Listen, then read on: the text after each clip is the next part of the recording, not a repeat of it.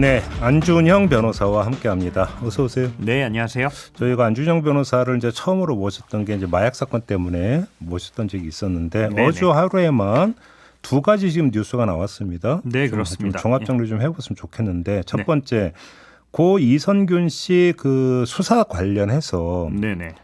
특정 언론의 수사 진행 보고서라고 하는 게 보도가 된 바가 있었어요. 네, 그랬었죠. 그 이게 유출이 된 걸로 이제 그 의혹을 샀고 수사한 결과 인천 경찰청의 간부급 경찰관이 긴급 체포가 됐습니다. 네, 그렇습니다. 그러니까 이 사람이 유출했다는 이야기가 되는 건데 네, 그런 정황이 좀 밝혀진 것 같습니다. 이게 있을 수 있는 일인가요? 그러니까요. 이게 사실은 뭐 말도 안 되는 일이 벌어진 건데요. 네.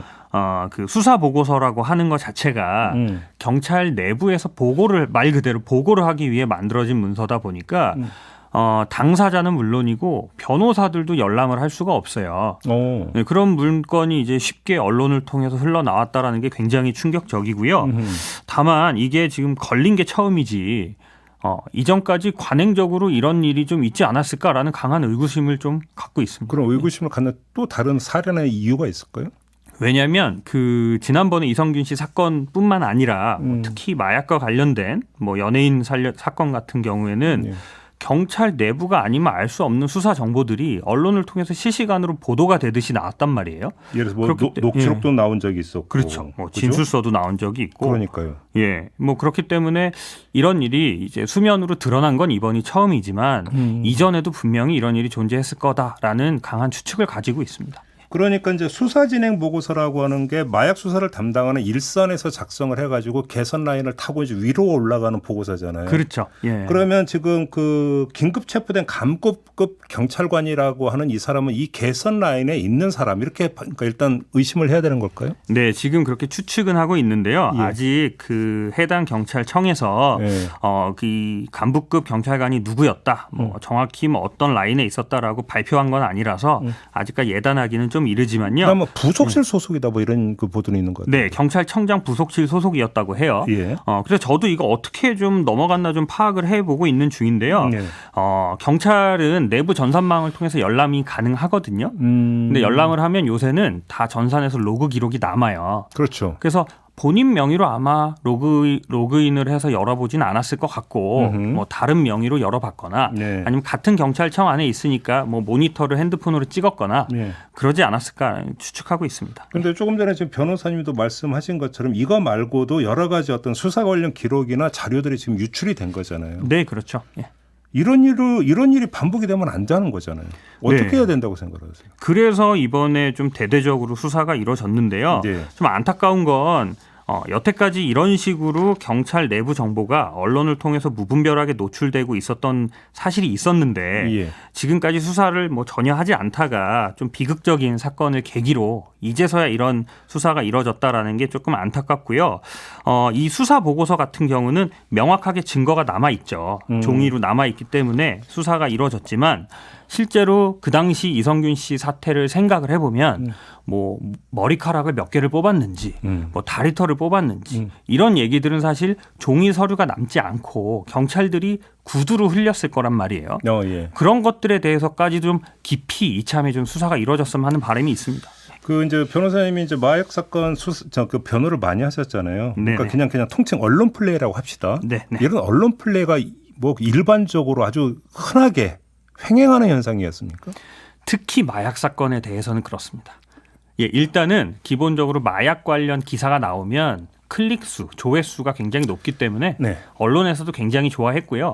또 경찰 입장에서도 마약 사건이 보도가 되면 본인의 이제 수사 성과가 또 실시간으로 또 광고가 되는 거기 때문에 언론과 경찰의 이런 소위 어떻게 얘기하면 유착 관계라고 해야 될까요? 그러니까 공생 관계가 있었죠. 예. 자기가 그러니까 직접 수사하거나 자기가 지휘하는 사건이 사회적으로 이제 많이 어떤 관심을 받게 되고 큰 사건이 돼서 만약에 성과로 이어진다면 그 예를 들어서 특진이라든지 네네네. 뭐가 되든지 이제 도움이 된다. 네네. 이런 어떤 이제 동기가 작동한다 이런 이야기가 되는 거잖아요. 네, 그렇죠. 예.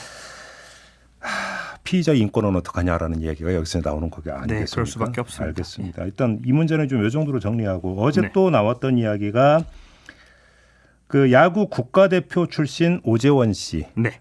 결국은 구속영장이 발부가 됐습니다. 네, 어젯밤에 발부가 됐습니다. 근데 이제 어제 그 나왔던 뉴스를 보면은 간이 검사에서는 음성이 나왔다. 근데 또 일부 본인이 시인했다 또 이런 보도가 이제 같이 나온 바가 있었는데 네. 영장 발부 이유로 그러니까 어느 정도까지 지금 법원이 판단한 걸로 해석을 해야 될까요? 일단 그 법원의 표면적인 영장 발부 사유는 도주의 우려가 있다라고 되어 있어요. 네. 근데 사실 생각해 보면 오재원 씨가 또 유명인이다 보니까 도망을 가기는 쉽지 않거든요. 그래서 그렇죠. 예, 좀 그 보도 내용을 보면 아무래도 증거 인멸 혐의가 있기 때문에 영장이 발부되었을 걸로 보여요. 예. 원래는 사실 단순 투약 사범 같은 경우는 구속되지 않는 경우들이 많거든요. 판매하는 사람과 그냥 단순 투약하는 사람 좀 다릅니까? 그렇죠. 이제 뭐 마약을 유통시켜서 돈을 버는 사람 같은 경우는 구속 수사가 원칙이지만 뭐 초범이고 또 단순히 투약만 한 사람 같은 경우는 불구속 수사하는 경우도 많기 때문에 단순 투약 사건에서 영장이 발부됐다라는 거는 증거 인멸이나 뭐 이런 것들이 정황이 인정이 됐기 때문이라고 생각을 합니다. 그런데 여기서 또 똑같이 짚어야 되는 게 그 오재원 씨가 마약 투약 증거를 인멸하기 위해서 뭐 이러이러한 뭐 행동을 했다 이런 것들이 또 언론에 상세하게 보도가 됐거든요. 너무 자세하게 나와서 저도 기사 보고 깜짝 놀랐어요. 역시 저희가 조금 전에 했던 이야기 그 연장선상에서 이거 파악해야 되는 겁니까? 네, 그렇게 볼 수도 있고요. 네. 사실 이런 기사는 저도 처음 봤어요. 그래요? 이렇게까지 뭐 증거인멸 과정이라고 하는 게 굉장히 디테일하게 나온 기사는 처음 봤는데 이 기사를 보니까 저는 딱 알겠더라고요. 아마 이 담당 기자가 이 사건과 관련해서 조금 시간을 가지고 담당 경찰서랑 또 공범 이렇게 둘을 모두 다 취재한 것 같아요. 그러지 않고서는 알 수 없는 내용들이 되게 많이 나와 있더라고요. 그러면 이거는 뭐 예를 들어서 어떤 경찰이 그냥 또 흘리기 그리고 받아쓰기 이 수준이 아니다 이렇게 보시는 겁니까? 조금 더 깊이 좀 취재를 한 것 같은 느낌이 듭니다. 그래요. 그러면 아무튼 그 오재원 씨가 그 언론 보도를 통해서 공개된 어떤 그 모습 이런 것들은 마약 사범들의 전형적인 모습이라고 평가를 해야 되는 겁니까? 어떻게 되는 겁니까? 실제로 많이들 하는 일이기는 합니다. 특히 뭐 염색을 하고 탈색을 하고 뭐 몸에 제모를 하고 또 휴대전화를 막 파기하고 버리고 이런 것들은 실제로 많이 일어나는 일인데요. 네. 사실은 마약 사범들이 많이 하지만 제일 하면 안 될 일들이에요. 왜냐하면 아까도 말씀드렸지만 구속 여부를 결정하는 데 있어서는 증거를 인멸했는지 그 여부가 굉장히 중요하거든요. 그러니까 결국 언론 보도됐던 내용이 상당 부분 사실에 근접해서 법원도 그걸 기초로 해서 영장을 발부했다 혹시 이렇게 지금 보시는 겁니까? 네, 저는 그렇게 보고 있습니다. 이렇게 뭐 탈색을 하고 뭐 핸드폰을 파기하고 이러면 법원에서는 영장을 발부를 안 할 수가 없거든요. 그러니까 그것이 단순한 언론 보도의 수준을 넘어서 경찰도 어느 정도 입증을 했기 때문에 영장이 발부가 된 거다 이렇게 보시는 거군요. 네, 그런 정황들이 입증이 됐을 거라고 봅니다. 알겠습니다. 근데 좀 약간 보니까 각을 좀 틀어가지고 이제 저희가 저번에 모셔서 쭉 이야기를 하면서 여쭤보고 싶었는데 사실 시간 문제 이런 것 때문에 그러니까 여쭤보지 못한 게 좀 몇 가지가 있는데 보통 그 단속을 하고 검거를 하고 처벌을 한다. 좋죠. 근데 그거 말고 사실은 그 뒤에 어떻게 할 것이냐의 문제가 또 있는 거 아니겠습니까? 그렇죠. 그래서 이제 바로 거기에 초점을 맞춰서 좀 질문을 드리고 싶은데요. 검거가 되고 법원의 어떤 판결을 받은 이 마약 사범들은 그 뒤에 주로 어떤 식으로 관리라는 표현을 써야 될지 어떤지 잘 모르겠습니다. 어떻게 하고 있는 겁니까? 정부도 뭐 관리를 완전히 안 하는 것은 아닌데요. 흔히 뭐 마약 재발 방지 교육이라는 게 있고요. 교육. 사실 근데 그 교육이라는 게 굉장히 좀 효과가 없어요. 그냥 사람들 모아놓고 마약 관련 뭐 이런 영상 같은 거 틀어놓는 거예요. 우리가 흔히 뭐 민방위 훈련 같이 마약하면 이렇게 위험하고 한 번 빠지면 헤어나가기 어려우니까 뭐 경각심을 뭐 일깨운다. 사실 전혀 도움이 안 되는 교육이고요. 또 하나 하고 있는 건 이제 보호 관찰. 마약 사범이 재범을 하지 않기 위해서 보호해주고 관찰한다. 그래서 보호 관찰인데요. 이름은 보호 관찰인데 사실은 관찰만 이루어지고 있어요. 한 달에 한 번씩 불러서 소변 검사를 해요. 또 했는지 안 했는지. 그렇죠. 그러니까 마약을 다시 투약하는 걸 억제하는 방식으로는 지금 어느 정도 제도가 있긴 하지만 우리가 흔히 중독이라는 말을 굉장히 흔하게 쓰잖아요. 근데 중독이라는 말은 의학적으로 치료가 필요한 질병이거든요. 그런데 마약 사범에 대한 치료나 관리는 전혀 이루어지지 않고 있고 마약을 억제하는 이런 보호 관찰 정도만 이루어지고 있는 게 현실입니다. 그러면 예를 들어서 뭐 구치소나 교도소에 수감된 그 네. 마약 사범들 같은 경우는 치료가 일체 없습니까? 사실상 거의 못 받고 거의 있다고 없습니까? 보시면 됩니다. 예. 뽕방이라는 게 있습니까? 맞아요. 예. 뽕방이 뭡니까? 이제 마약 사건 같은 경우는 좀 특별한 게 예. 뭐 영화나 드라마를 보셔서 아시는 분들도 계시겠지만 마약 사범들은 일단 파란 명찰을 달고 다닙니다. 명찰 색깔이 다릅니까? 네, 수번이 적혀 있는 명찰이 파란색이에요. 예. 그래서 마약 사범이라는 걸 딱 표시를 해주고요. 향방 혹은 약방이라 그래가지고 우리가 흔히들 뽕방이라고 하는 마약 사범들끼리 모아놓는 방에서 수용이 되죠. 아, 마약 사범들만 따로 모아놨습니까? 네, 그렇습니다. 왜요? 이제 표면적인 이유는 이제 구치소에 마약이 아닌 다른 사람들이 마약 사범들로부터 마약에 대해서 오염될까봐 이렇게 격리 수용을 하는 건데요. 예. 이게 부작용이 또 엄청 많아요. 어떤 부작용이 있습니까? 예를 들면 처음 마약을 걸린 초범들 같은 경우에는 뽕방이라는 곳에 들어가면 여태까지 몰랐던 마약 정보에 대해서 너무 많이 배우게 되죠. 그리고 그 안에서 마약 판매자도 만나게 되고 투약자도 만나게 되고 친구도 사귀게 되고. 그러면 속칭 뽕방에서 만난 인연을 갖고 출소한 다음에 네. 다시 재투약을 하거나 이럴 때 그 인연이 가동이 되는 경우도 있습니까? 너무 많아요. 그래서 흔히 또 이거 구치소에 은어가 되게 많은데요. 예. 그중에 재밌는 은어 중에 출소뽕이라는 은어가 있어요. 그건 또 뭐예요? 출소한 날을 기념해서 출소한 날에 다시 마약을 투약하는 거예요.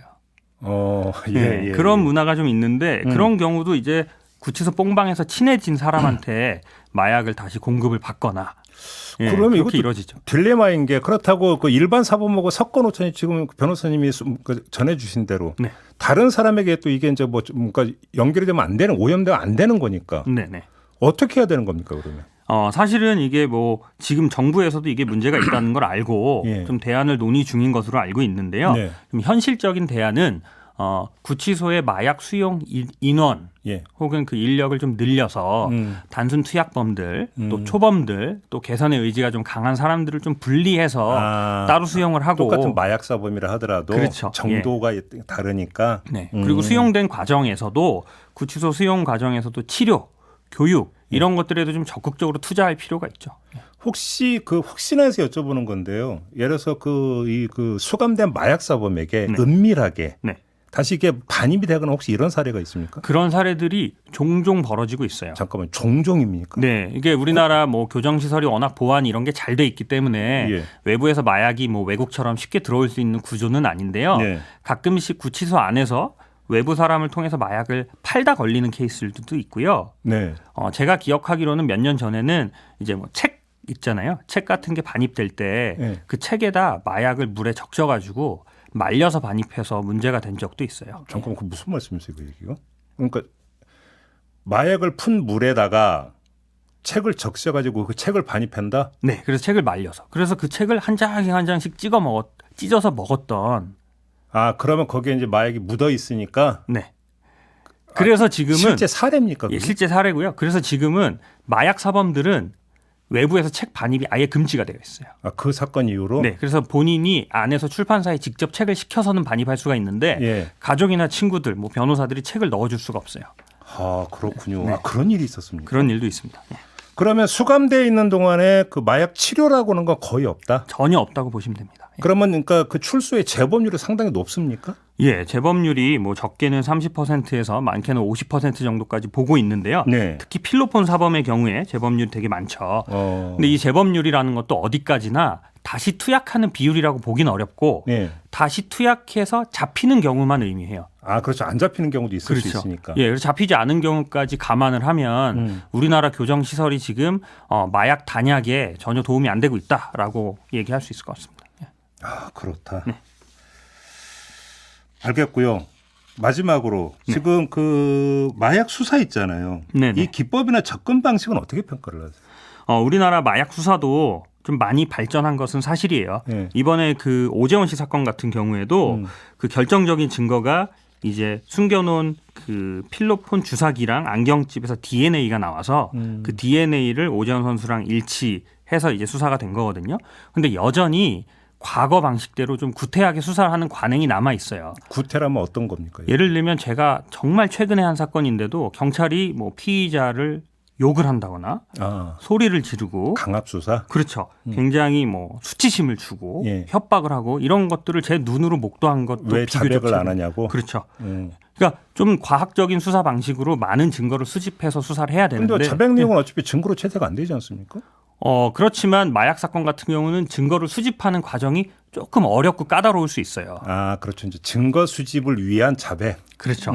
자백을 얻어서 또 그 자백을 통해서 다른 공범이나 증거를 수집하면 수사가 쉬워지죠. 그렇다. 네. 알겠습니다. 그러니까 그 검거를 해서 처벌을 하는 것도 좋지만 네. 문제는 재범률이 높다면 재범을 하지 않도록 치료를 하는 게 사실은 더 근본적인 접근법이잖아요. 그렇죠. 처벌과 치료는 동시에 가야 됩니다. 이게 지금 거의 구멍이 너무 뻥 뚫려 있다. 네, 그렇습니다. 예. 결론은 이런 거네요. 네. 알겠습니다. 자, 오늘 말씀은 여기까지 들어야 될 것 같습니다. 고맙습니다, 변호사님. 네, 감사합니다. 네, 안준형 변호사와 함께했습니다.